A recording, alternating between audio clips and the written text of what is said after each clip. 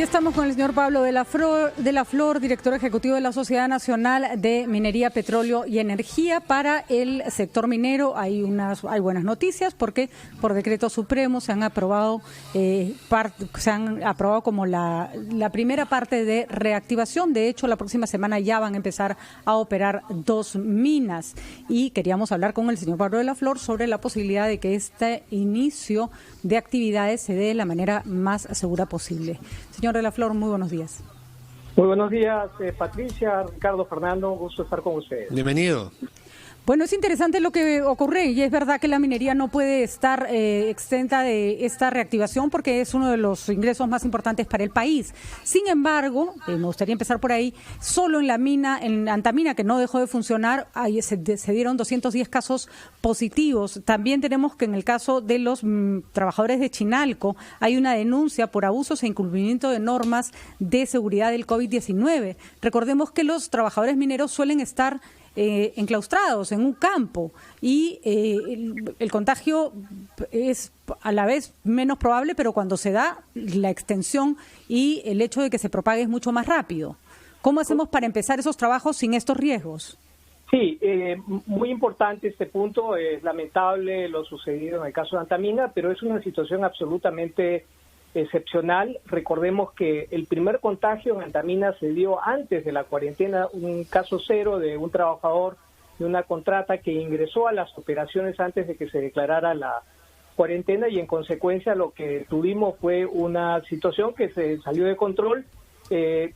Con posterioridad se ha implementado una serie de protocolos que han sido perfeccionados a lo largo del tiempo precisamente para evitar este tipo de situaciones y de hecho si examinamos cuál es el nivel de contagios registrados en la industria, lo que vemos es que, excluyendo el caso de Antamina, solamente tenemos 40 trabajadores que han registrado contagios de un total de aproximadamente 206,000 trabajadores en la industria. Sin embargo, es una industria muy acotado, ¿no? Sin embargo, hace una semana los trabajadores de Chinalco presentaron también quejas y acá me gustaría saber cuál va a ser la transparencia del sector, porque si bien Sunafil confirmaba que hasta el sábado pasado había 4 trabajadores infectados, la compañía negaba tal cosa. Entonces, si Sunafil, que es el órgano que supervisa, tiene una versión y la empresa no la corrobora, 4 infectados no es tanto, pero en una mina sabemos que eso se puede propagar con mucha rapidez. Sí, ¿Cómo hacemos? Pero por eso, digamos, la insistencia, y creo que lo importante aquí, Patricia, y todos estamos de acuerdo, es tener los más exigentes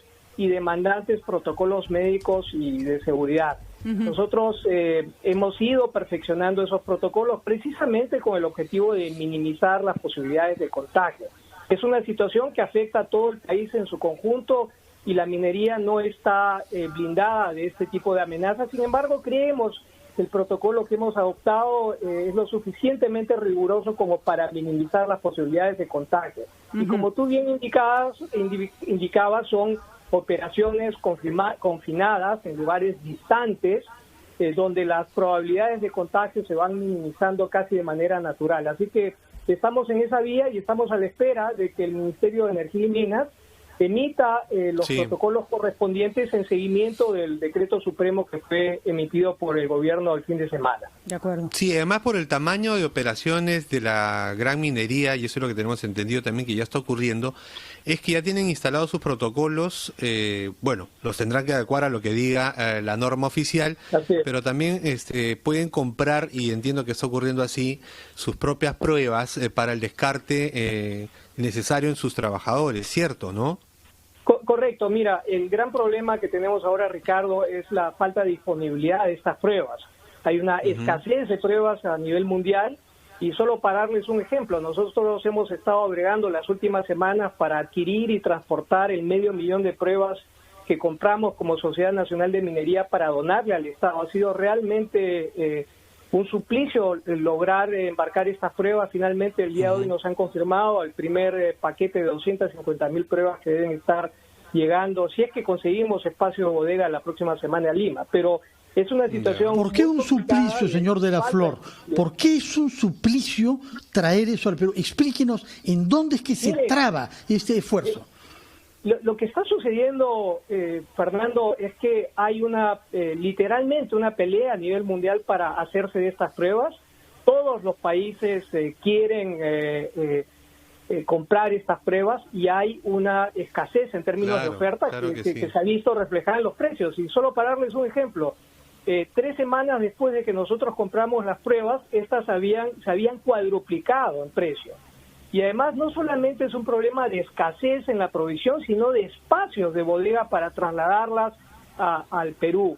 Y ese es un problema con el que están lidiando el Estado peruano y las propias empresas que evidentemente tienen la mejor intención para administrar las pruebas, ¿no? Sí, señor de la Flor, esa es una parte del problema y cómo se va a solucionar. Evidentemente el protocolo establece la realización de pruebas rápidas y moleculares, de pronto también.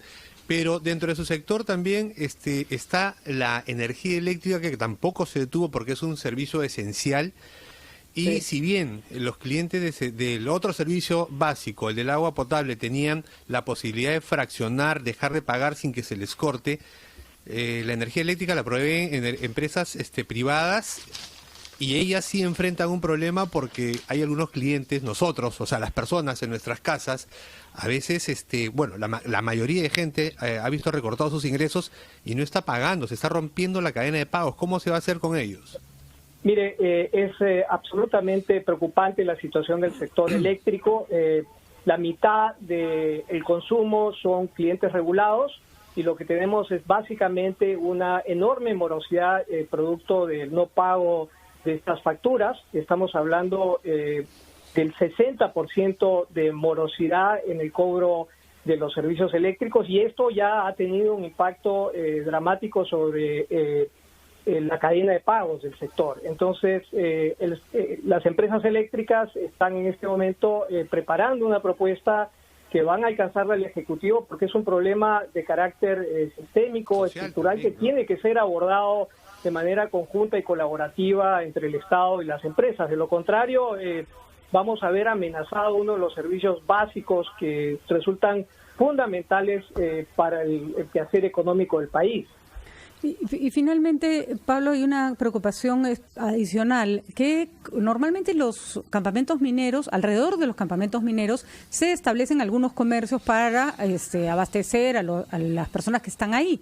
Y la preocupación real es que están efectivamente en zonas muy alejadas, pero cerca de comunidades muy vulnerables, ¿no? ¿Cómo hacer para que si ocurriera, esperemos que no vuelva a ocurrir, lo que pasó en Antamina o simplemente cualquier otro lugar, esto no traspase los muros, digamos, de la mina y llegue a comunidades donde probablemente el asunto sea mucho más grave?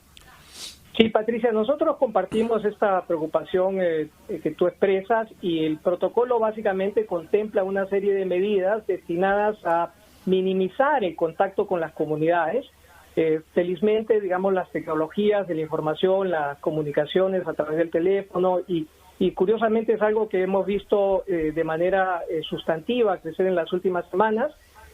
Los contactos con las comunidades pueden mediatizarse a través del uso de estas tecnologías, y lo importante, lo fundamental aquí es básicamente proteger el bienestar de los trabajadores y las propias comunidades. Esa es la preocupación fundamental de las empresas y es el sentido de este protocolo que nosotros hemos elaborado y que hemos sometido a consideración del MINEM. Ojalá que en el transcurso del día veamos ya una emisión, una aprobación de este protocolo para rápidamente echar a andar el aparato productivo minero que el país tanto necesita en una coyuntura tan nefasta como esta. Muy bien, Pablo, esperemos que además, hay que decirlo, las mineras tienen recursos económicos a pesar de la crisis, puedan ponerlos a disposición de toda la disposición de la seguridad. Son una actividad primordial, pero también hay que proteger trabajadores y vecinos de las minas. Completamente de acuerdo, gracias. Gracias, Pablo. Estábamos entonces con Pablo de la Flor, director ejecutivo de la Sociedad